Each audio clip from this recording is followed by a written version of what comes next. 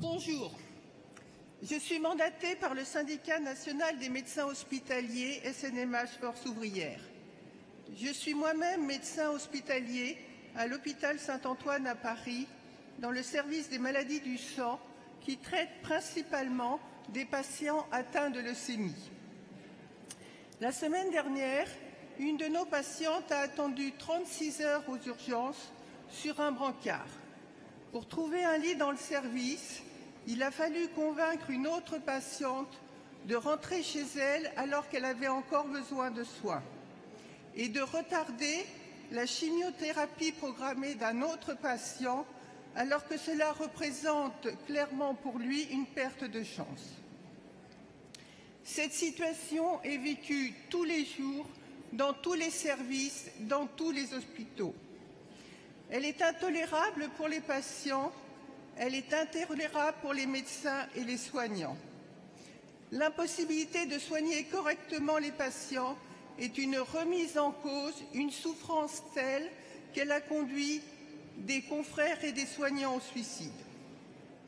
Médecins, nous avons tous prêté le serment d'Hippocrate. Nous avons tous fait serment de soigner tous les patients, même les plus compliqués, même les plus âgés, même ceux qui vont coûter plus cher. Ce serment est profondément ancré en nous-mêmes, c'est notre devoir et notre fierté de médecins.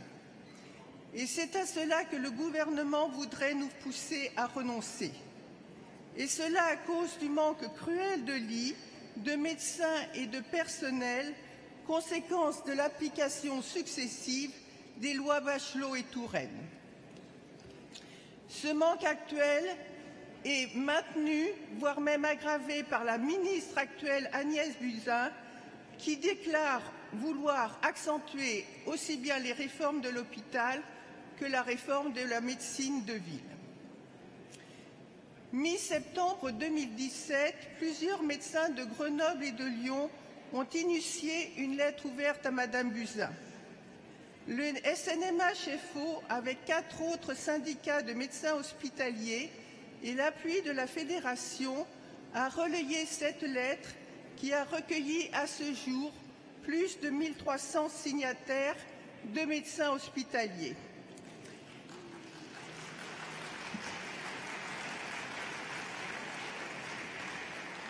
Cette lettre souligne: les médecins hospitaliers et les personnels non médicaux refusent de cautionner ces politiques de dégradation du service public hospitalier et refusent de continuer à subir ce management destructeur. Nous restons attachés aux principes fondateurs de notre sécurité sociale solidaire, cotiser à proportion de ses moyens et recevoir des soins selon ses besoins. Il est impératif et urgent que la politique hospitalière redonne un pouvoir de décision aux praticiens de terrain qui soignent les patients. Les établissements doivent retrouver une organisation en service par spécialité et non par pôle. La pénurie médicale organisée de longue date est là, dans tous les secteurs, et rien n'est fait pour l'enrayer. Cette lettre demande aussi à la ministre de nous recevoir. Le 17 février 2018, nous avons tenu une conférence de presse au Sénat, conférence de presse relayée par de nombreux médias, presse écrite, radio et télévision.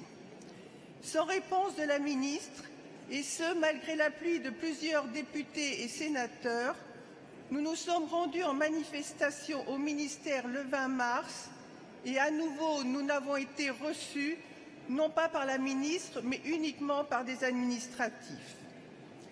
Madame Buzyn refuse toujours d'entendre les médecins de terrain lorsqu'ils l'alertent sur les conséquences dramatiques pour les patients de la politique qu'elle continue à mettre en place. Mais nous ne renonçons pas. Nous continuons à faire signer la lettre qui connaît un accueil favorable auprès des collègues.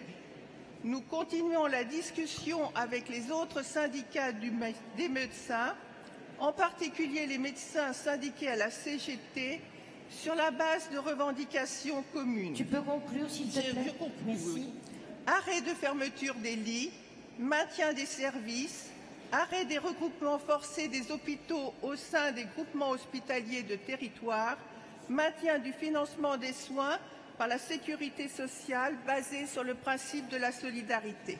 Merci.